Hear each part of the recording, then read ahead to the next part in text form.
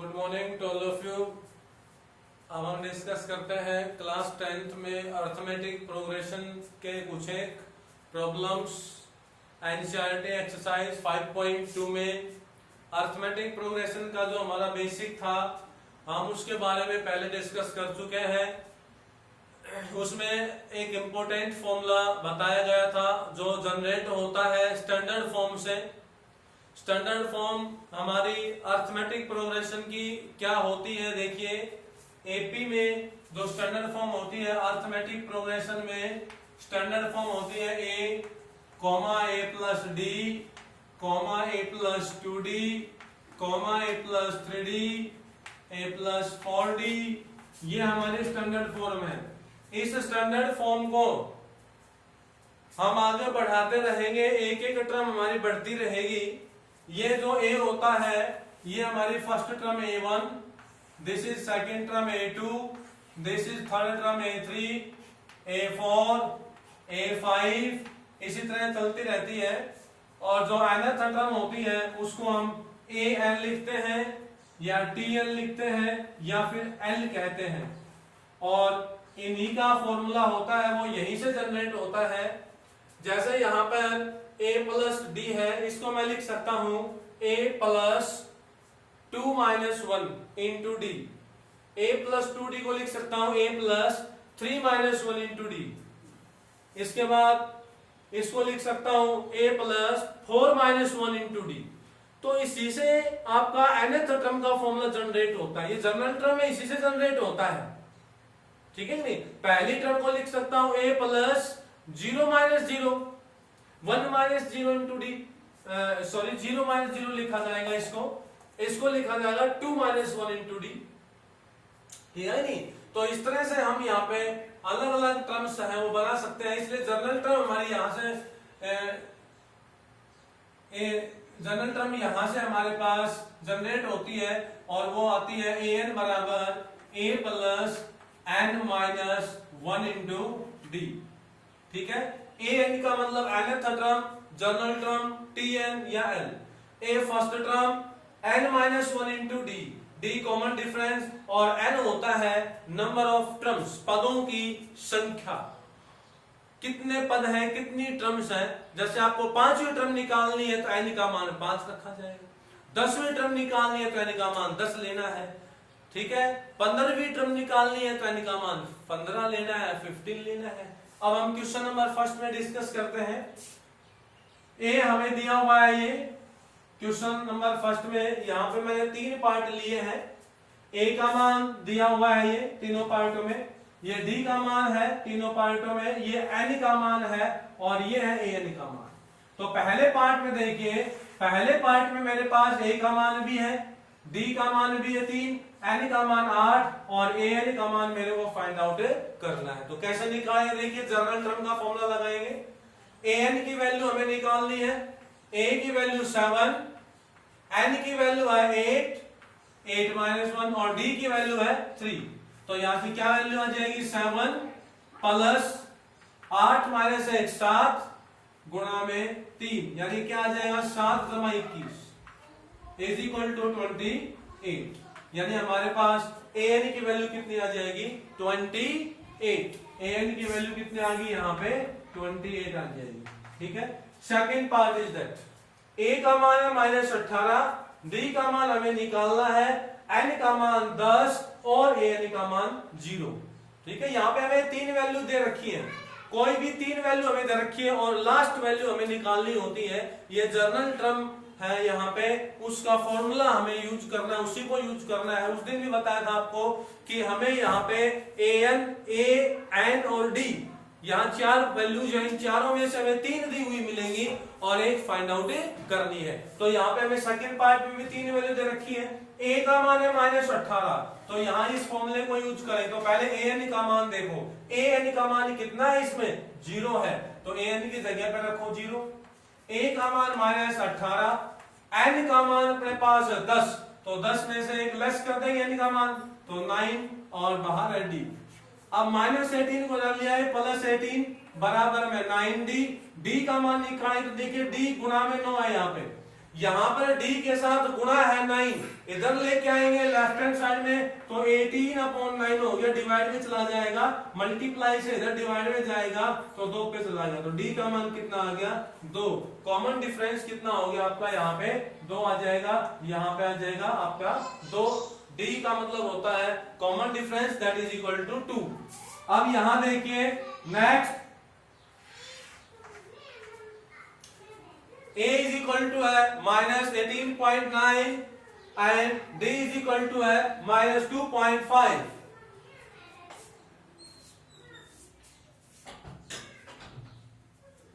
n equal to हमें बताना है क्या होगा, और an की वैल्यू है 3.6। तो देखिए इन्हीं को देखते हुए हम वैल्यूज पुट करते हैं अपने आने का टर्म में।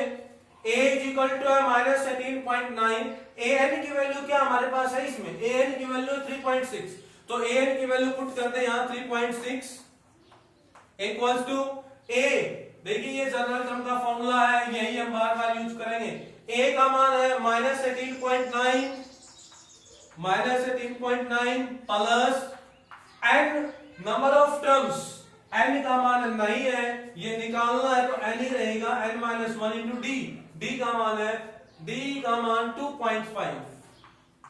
अब इनको सोल्व करते हैं तो माइनस 18.9 को उधर ले आएंगे, ये माइनस 18.9 इधर आके प्लस हो जाएगा, 3.6 plus 18.9 equals to n minus 1 into 2.5। देखिए मल्टीप्लाई में है, ब्रैकेट में लिख सकते हैं। अब 3.6 और 18.9 को ऐड कर दें, इनको ऐड करेंगे तो कुछ एक बच्चों को ऐड करना कम आता है पॉइंट में, तो ऐसे लिखे यहाँ पे 3.6 और 18.9, पॉइंट के नीचे पॉइंट और पॉइंट के बाद जो अंक है उसके नीचे पॉइंट के बाद का अंक। अब ऐड करेंगे 9 और 6 15, 1 कैरी हो जाएगी 8 एंड 1 कैरी 9, 9 और 3 हो जाएगा 12 और 1 कैरी फिर आ जाएगा 22.5, दैट इज इक्वल टू 22.5, 22.5। तो यहां से आपके पास रिजल्ट आ गया 22.5 बराबर। अब देखिए n-1 है और इसके साथ गुना में है 2.5। अब मल्टीप्लाई में 2.5 है, इस 2.5 को मैं मल्टीप्लाई से इधर ले आता हूं डिवाइड में, तो ये 22.5 है, इसके डिवाइड में 2.5 हो जाएगा बराबर n-1। अब देखिए हम डेसिमल को यहां से हटा देते हैं, डेसिमल को हटाएंगे तो पीछे की साइड से ये देखिए कि कितने अंकों के बाद डेसिमल लगा हुआ है। यहां एक अंक के बाद डेसिमल है, यहां भी एक अंक के बाद डेसिमल है, तो इस डेसिमल को हटाओगे तो नीचे आपको 10 से भाग करना पड़ेगा, गुणा करनी पड़ेगी नीचे वाले टर्म को। इस डेसिमल को हटाएंगे तो फिर आपको यहां गुणा करना पड़ेगा, 10 से 10 कैंसिल, 25 से इसको काट सकते हैं हम, 25 है ये और ये 225 है, तो शायद ये 9 पे कैंसिल हो जाएगा, तो 9 इक्वल टू n-1 और -1 को इधर ले आएंगे तो 10 इक्वल टू n, यानी आपके पास जो ये AP बनेगी, इस AP में n का मान कितना होगा 10 हो जाएगा, यानी n की वैल्यू होगी वो कितनी हो जाएगी 10 हो जाएगी। अगला पार्ट जो हमारा है वो देखिए, यहाँ पर n की वैल्यू हमारी 10 आ जाएगी। क्वेश्चन नंबर फर्स्ट आपका कंप्लीट हो गया है। क्वेश्चन नंबर फर्स्ट में और भी पार्ट्स आपके 1-2 पार्ट और भी है, तो उनमें भी हमें ऐसे ही रिपीट करना है, यही फॉर्मूला लगाना है। हर क्वेश्चन में आपको यही फॉर्मूला यूज करना है। फर्स्ट क्वेश्चन के जितने भी पार्ट्स होंगे उन सभी पार्ट्स में। अब आगे बात करते हैं हम नेक्स्ट क्वेश्चन नंबर सेकंड के लिए। देखिए, चूज द करेक्ट ऑप्शन, हमें सही ऑप्शन बताना है। यहाँ पे भी 2 पार्ट है, केवल मैंने एक ही पार्ट लिया है, दोनों सेम है। 11th टर्म ऑफ एपी, आपके पास कोई एपी दी हुई है -3, -1/2 और 2। इस एपी में 11th टर्म 11वीं टर्म क्या है, और ऑप्शन दे दिया 28, 22, -38, -48 होल 1/2, -48 होल 1/2। 4 ऑप्शन है, चारों में से हमें बताना है कौन सा सही होगा। तो पूछा क्या है, 11वीं टर्म 11th टर्म पूछी है इस एपी में, तो हम लिखते हैं इस एपी की 11वीं टर्म निकालने के लिए ए का मान लिख लेंगे, डी का मान लिख लेंगे, और 11th टर्म निकालनी है तो कुछ देर पहले हमने डिस्कस किया था, अगर हमें 5वीं टर्म निकालनी हो तो जर्नल टर्म में एन का मान 5 रख दे। बाकी वैल्यूज आपको दे रखी है, ए का मान दे रखा है, डी का मान दे रखा है, वो भी पुट करें।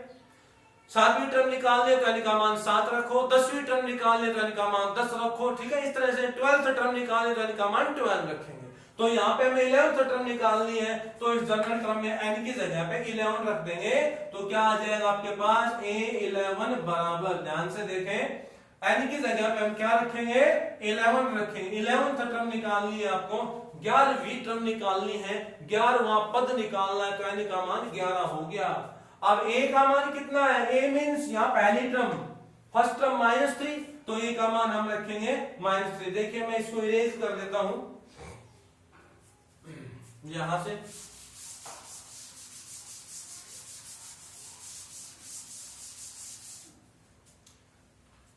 a11 इक्वल्स टू हमारे पास आ जाएगा, फर्स्ट टर्म कितनी है वहां पे -3, यानी a का मान मेरे पास है -3, और d का मान और निकाल लेता हूं मैं इसमें से, ये AP है ना, इसमें से d का मान क्या होता है हमारा, d होता है a2 माइनस में a1। सेकंड टर्म में से फर्स्ट टर्म को लेस कर दो, सेकंड टर्म हमारी क्या है माइनस का हाफ में से लेस कर दो, पहली टर्म -3 तो माइनस माइनस प्लस हो जाएगा, तो यहां से आपके पास माइनस का हाफ प्लस का 3, एलसीएम लेंगे तो एलसीएम आ गया 2, यहाँ पे सोल्व करेंगे हम एलसीएम लेंगे, 2 से 2 कैंसिल हो गया, -1 जमा यहाँ पे 3 2 जा 6 हो जाएगा, यानी प्लस का 5/2, हमारा क्या आ जाएगा डी का मान 5/2। तो यहाँ पे आप फॉर्मूले में पुट कर दीजिए a प्लस n-1, n का मान हमारे पास क्या है 11 में से 1 गया तो 10 हो जाएगा। ये आपके पास a11, n का मान 11 रखा, a का मान -3 और 11 में से 1 गए 10, गुणा में d का मान है 5/2, गुणा के अंदर आ जाएगा 5/2, 2 से कैंसिल करो 5 में, 5 5 25, यानी -3 जमा में 25 25, यानी यहां से कितनी वैल्यू आ गई आपके पास प्लस का 22, तो हमारा आंसर क्या आ जाएगा प्लस का 22, ऑप्शन बी हमारा सही होगा, option B is a correct option. ठीक है, इस तरह से हमें चलते रहना है, यानी कि हमारा जो मेन मुद्दा है वो nth टर्म के ऊपर है। nth टर्म ही आपकी यहाँ पे एक रामबाण विधि है, ये मान के चलिए, इसी से हमें मोस्टली क्वेश्चन सॉल्व करने पड़ेंगे। Next question is that question number 3। Question number 3 में ये पूछा गया है फाइंड द मिसिंग टर्म्स, जो टर्म मिस हो रही हैं, यानी जो टर्म यहां पर गायब है। क्वेश्चन नंबर 3 में भी यहां पे कई पार्ट है, मेनी पार्ट्स, लेकिन हम यहाँ 2 पार्टों पे डिस्कस करेंगे। ये 2 पार्ट हमारे मेन पार्ट हैं, इन्हीं को आप ध्यान से समझिए, इन्हीं के बेस पे आगे जा सकते हो। तो यहाँ पे देखिए क्वेश्चन नंबर 3 में हमारा फर्स्ट पार्ट मैंने लिया है, यहाँ पे मिसिंग टर्म्स, यानी जो मैंने बॉक्स बनाए हैं, जो बॉक्स खाली है उनकी वैल्यू निकालनी है। तो क्या होगी देखिए, ये हमारा बॉक्स खाली है पहला, दूसरे की वैल्यू 13 है, तीसरा भी बॉक्स खाली है और चौथे की वैल्यू 3 है। तो ध्यान से देखिए, ये आपको एक एपी दी हुई है, ये क्या दे रखी है, एक एपी है, ये first term, second term, third term और फोर्थ टर्म। तो देखिए ये फर्स्ट टर्म है, फर्स्ट टर्म को हम स्टैंडर्ड फॉर्म में क्या बोलते थे, a1 या a कहते थे। तो यहाँ पे a1 कह दो या a कह दो, वो हमारे पास कितना है, नहीं है, निकालना है हमें। फिर उसके बाद 13 दिया हुआ है, 13 का मतलब सेकंड टर्म, यानी हमें a2 दिया हुआ है, it means a plus d हमें दिया हुआ है, और क्या दिया हुआ है 13 के बराबर दिया हुआ है। इसके बाद हमारे पास तीसरी टर्म भी नहीं है, चौथी टर्म दे रखी है, ये तो चौथी टर्म दे रखी है, फोर्थ टर्म है, तो फोर्थ टर्म हमारी होती है a plus 3d, a plus में 3d, और वो कितनी है 3 के बराबर है। अब देखिए हम इन दोनों को इक्वेशन फर्स्ट और सेकंड का नाम देते हैं, इन दोनों को अब हम सोल्व कर लेते हैं, इक्वेशन और फर्स्ट सेकंड को, और वहां से a का मान और d का मान आपका आएगा, फिर आगे डिस्कस करते हैं। तो पहले सोल्व करते हैं। सॉल्यूशन करने का यहाँ पे जो मेथड होगा वो देखिए, हम यहाँ पे एलिमिनेटिंग मेथड यूज करते हैं, जो हमारे 3rd चैप्टर में आता है एलिमिनेटिंग मेथड। मैं बता देता हूं एलिमिनेटिंग मेथड क्या होता है। मेथड ये होता है एलिमिनेटिंग कि यहाँ पे हमारे पास 2 वेरिएबल होंगे, जैसे कि यहाँ पे आपके पास a और d है, a और d है, 2 वेरिएबल हैं, तो इन दोनों वेरिएबल्स में कोफिशिएंट्स किसी एक वेरिएबल के कोफिशिएंट्स को हमें बराबर करना होता है और बराबर करने के बाद उन वैल्यूज को हमें कैंसिल आउट करना है और फिर जो बच जाता है वहां से दूसरा वेरिएबल उसकी वैल्यू हमें मिलती है। तो जैसे देखिए यहाँ पे हमारे पास दो वेरिएबल होंगे ए और डी। हम एक्स वाई भी वेरिएबल ले सकते हैं लेकिन यहाँ ए और डी है। तो देखिए यहाँ ए का कोफिशिएंट कितना है, कोफिशिएंट का मतलब होता है उसके गुणांक को बोलते हैं, यानी ए का गुणांक, ए के गुणा में क्या है यहाँ 1 है, यहाँ ए के गुणा में भी 1 है, यहाँ डी के गुणा में 1 है, यहाँ डी के गुणा में 3 है। तो हमें क्या करना होता है, या तो आप डी का गुणांक बराबर कर लो या फिर ए का गुणांक बराबर करो। कहने का मतलब ये बात, या तो आप ए का कोफिशिएंट इक्वल कीजिए या डी का कीजिए, किसी एक का कोफिशिएंट इक्वल करना है। तो यहाँ पे देखो ए का कोफिशिएंट, ए का कोफिशिएंट दोनों में ऑलरेडी इक्वल है, ए का यहाँ पे भी 1 है और यहाँ पे भी 1 है। तो हम ऐसे लिखेंगे इसको, from equation first and second we get, first equation हमारी है a plus d equal to 13, second हमारे पास है a plus 3d equal to 3। तो देखिए हम इनको कैसे करते हैं, यहाँ a का कोफिशिएंट 1, यहाँ a का कोफिशिएंट 1 है, दोनों का कोफिशिएंट बराबर हो गया। तो अब हम इन दोनों को कैंसिल करने की कोशिश करते हैं। कैंसिल करने के लिए हम इनको सबट्रैक्ट कर देते हैं, subtracting equation first and second, घटा देते हैं, इनको घटा देते हैं। तो देखिए निशान चेंज होंगे, यहाँ a के सामने पहले प्लस का निशान है, फिलहाल कोई निशान नहीं है ना, तो प्लस का मानेंगे तो माइनस का लिखेंगे, यहाँ भी प्लस का है, ये माइनस का हो जाएगा, यहाँ भी प्लस का है, ये भी माइनस का। सबट्रैक्ट करेंगे हम, सबट्रैक्ट क्यों करना चाह रहे हैं, हम ए से ए कैंसिल करने के लिए। अब ये प्लस का डी, ये माइनस का 3d, तो माइनस का 2d बच गया मेरे पास, और यहाँ बच गया 3, यहाँ पे माइनस का है और प्लस का 13 है तो प्लस का 10 बच गया। अब d का मान निकालेंगे तो -2 भाग में चला जाएगा, 10 अपॉन में -2, 2 से कैंसिल कर देंगे 5 पे, तो आपके पास d की वैल्यू कितनी आ गई, -5। अब जो d की वैल्यू आई है -5, वो आप इक्वेशन नंबर फर्स्ट में पुट कर देंगे। तो लिखेंगे putting value of d in equation first, putting value of d in equation first, then we get, अब फर्स्ट इक्वेशन में पुट करते हैं तो a प्लस डी बराबर 13, तो a d का मान रख दो -5 बराबर 13, तो आपके पास a की वैल्यू कितनी आ गई 13 प्लस 5, ये 5 उधर जाएगा तो पॉजिटिव का हो गया, तो a का मान कितना आ गया 18 आ गया, और d का मान कितना आ गया -5। a का मान 18 यानी आपकी पहली टर्म थी वो कितनी आ गई 18 आ गई, मिसिंग टर्म कितनी होगी ये 18, ठीक है। अगली होगी 13, यानी कि उससे अगले हमें और निकालनी है, ये वाली टर्म और निकालनी है, यानी ये टर्म कौन सी थी आपकी, पहली, दूसरी, तीसरी। अब तीसरी टर्म थी आपकी ये, थर्ड टर्म थी, थर्ड टर्म का मतलब a3 है ये, और a3 का मतलब क्या होता है a जमा में 2d, तो आप a का मान रख दो, a का मान 18 जमा 2 इंटू d का मान है -5, सॉल्व कर देंगे 18 और इनकी गुणा करें तो -10 इक्वल टू कितना आ जाएगा 8 आ जाएगा, इक्वल टू 8। तो आपके पास यहाँ पे ये वाली टर्म कितनी आएगी 8, ठीक है। इस तरह आप मिसिंग टर्म्स को फाइंड आउट कर सकते हो। इसी तरह से हम सेकंड पार्ट की बात करेंगे, तो सेकंड पार्ट में देखिए हमें फर्स्ट टर्म a नहीं दे रखी है, ये सेकंड टर्म दे रखी है हमें, ये हमें a2 है, ये गिवन में है, ये a3 नहीं दे रखी, a4 भी नहीं दे रखी, a5 भी नहीं दे रखी, और ये हमें -5 दे रखी है, ये a6 दे रखी, छठी टर्म, यानी हमें केवल दूसरी टर्म और छठी टर्म दी हुई है, हमें निकालनी है बाकी बीच की टर्म, पहली टर्म, तीसरी टर्म, चौथी टर्म, पांचवी टर्म, ये बाकी की सारी टर्म्स हमें निकालनी है। तो इसके लिए देखिए हम क्या करते हैं, तरीका हमारा यही रहेगा, दूसरी टर्म को मैं क्या कहता हूं, देखो दूसरी टर्म को क्या बोलता हूं, a जमा d बोलता हूं, तो ये 38 है, ये a जमा d का मान हो गया। इसी तरह से जैसे जैसे मैं आगे बढ़ता हूं तो a6, देखिए दूसरी टर्म को मैं a जमा d, तीसरी टर्म को a जमा 2d, फोर्थ टर्म को a जमा 3d, फिफ्थ टर्म को a plus 4d, sixth term को a प्लस में 5d।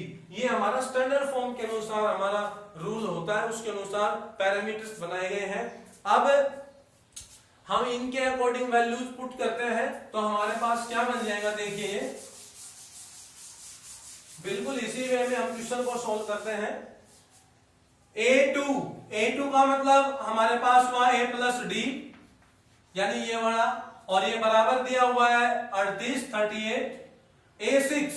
A6 का मतलब हुआ A जमा में 5D, यानी कि A4 है A जमा 3D, A5 है A जमा 4D, तो A6 A जमा 5D, और ये दिया हुआ है माइनस का 22।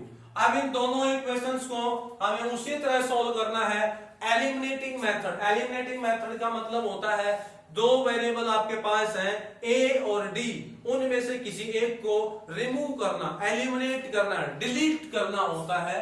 तो यहाँ पे देखिए हमारे पास दो वेरिएबल, एक A है एक D है। A का कोफिशिएंट यहाँ भी 1 है और A का कोफिशिएंट यहाँ भी 1 है। हमें कोफिशिएंट को बराबर करना पड़ता है, चाहे तो आप A का कर दो कोफिशिएंट बराबर, चाहे D का कर दीजिए, और उसके बाद सब्ट्रैक्ट करने पे वो कट जाते हैं। कई बार सब्ट्रैक्ट ना भी करना पड़ता है, दोनों के निशान पहले से ही अलग अलग होते हैं तो ऐड करने पे कटते हैं। तो यहाँ देखिए हम दोनों के निशान देखते हैं तो दोनों के निशान तो प्लस है और कोफिशिएंट भी 1 ही है, तो इसको हम लिखेंगे from equation first and second. इसको फर्स्ट मान लेते हैं, इसको सेकंड मानते हैं, तो लिखते हैं यहाँ पे from equation first and second, then we get A plus में D इक्वल्स टू 38 और A प्लस में 5D इक्वल्स टू माइनस का 22। अब दोनों को हम सब्ट्रैक्ट क्यों करना चाह रहे हैं? कोफिशिएंट बराबर है, निशान भी बराबर है।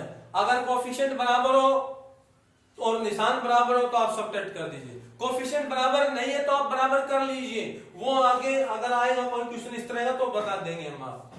जैसे यहाँ D का 5 है और यहाँ D का कोफिशिएंट आप बराबर करना चाहो तो इस पूरी इक्वेशन को 5 से गुणा करना पड़ेगा, ठीक है।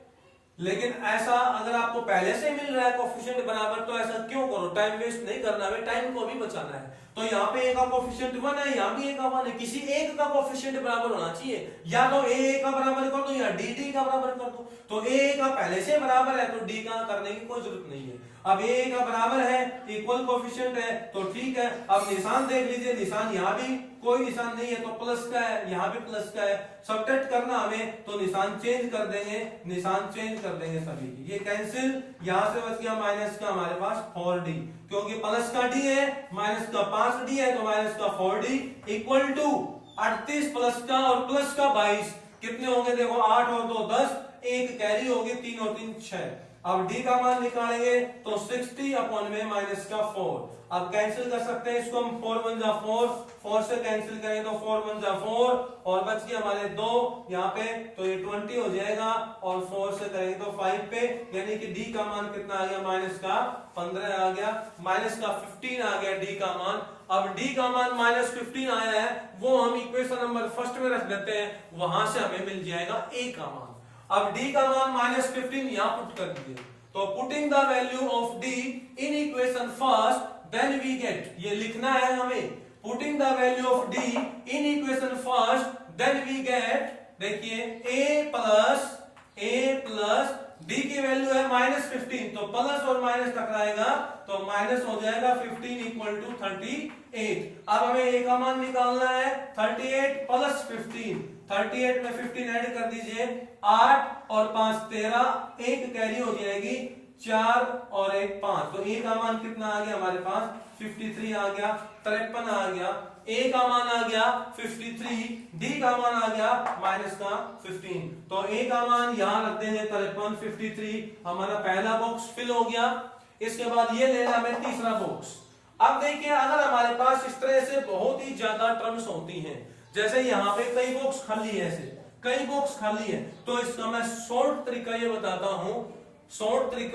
हूं, पिछले तरीके में तो मैंने ये बताया था कि अगर आपको ये तीसरी टर्म निकालनी है तो आप यहाँ देखिए तीसरी टर्म होती है A प्लस 2D।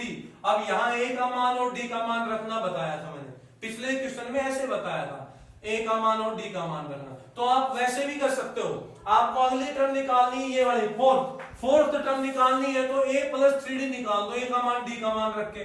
पांचवी निकालनी है तो A का मान D का मान यहाँ रख दो, पांचवी आ जाएगी। लेकिन मैं इसका डायरेक्ट नियम बताता हूं आपको कि अगर ये वाली टर्म निकालनी है तो इससे पहले वाली टर्म क्या है, 38 में आप D ऐड कर दो, 38 में आप D ऐड कर दीजिए, आपके पास अपने आप अगली टर्म आ जाएगी। तो यहाँ 38 है, 38 में आप डी यानी -15 जोड़ दें, -15 38 में ऐड कर दो -15 को, यानी निशान चेंज होंगे, यहाँ पे प्लस माइनस टकराएगा तो -15। 38 में से 15 घटा दो, 8 में से 5 गए 3 और 3 में से 1 गया 2, कितना आ गया 23 आ जाएगा। आपके पास ये टर्म आ गई 23। अब अगली टर्म निकालनी ये वाली, तो अब इस पिछली इस टर्म में से 15 -15 है वो ऐड कर दो, यानी आपको अगली टर्म निकालनी है तो पिछली टर्म में डी ऐड करते चलो बस। तो अब 23 है, 23 में अब आपको -15 जोड़ना है, यानी 23 में -15 जोड़ेंगे तो कितना आ जाएगा, यहां से देख लो 23 - 15 कितना हो गया, यहां से 23 में से 15 घटा दो, 23 में से 15 सब्ट्रैक्ट कर दीजिए, कितने आ जाएंगे 8। 23 में से 15 सब्ट्रैक्ट करेंगे तो 8 आ जाएगा, ये आपकी हो गई अगली टर्म। इससे अगली निकालनी है तो अब 8 में जोड़ दो डी का मान, 8 में जोड़ लो डी, यानी 8 प्लस में डी, 8 प्लस में डी का मान कितना आया था y -15 और प्लस माइनस टकराएगा तो माइनस हो जाएगा -15 और ये कितना हो गया आपके पास -7। ठीक है, और आपके सारे के सारे जो मिसिंग टर्म वो फिलअप होगी। अगर आपको वेरिफिकेशन करना है तो इससे अगली टर्म निकाल दो, यानी कि -7 तो है, -7 में डी जोड़ दो, तो -7 में आप डी जोड़ोगे -15, तो -7 और -15 कितने होंगे -22। आगे भी कितना है -22 ही है। तो ये आपकी पूरी की पूरी एपी क्लियर हो गई, मिसिंग टर्म्स है वो हमारे पास आ चुकी हैं। तो आज के लिए हम क्वेश्चन नंबर 1 से लेकर 3 तक हमने किए हैं, तो आपको सारे के सारे पार्ट्स कंप्लीटली करके देखने हैं। कोई दिक्कत हो तो आप हमें बता सकते हो। Thank you. ओके।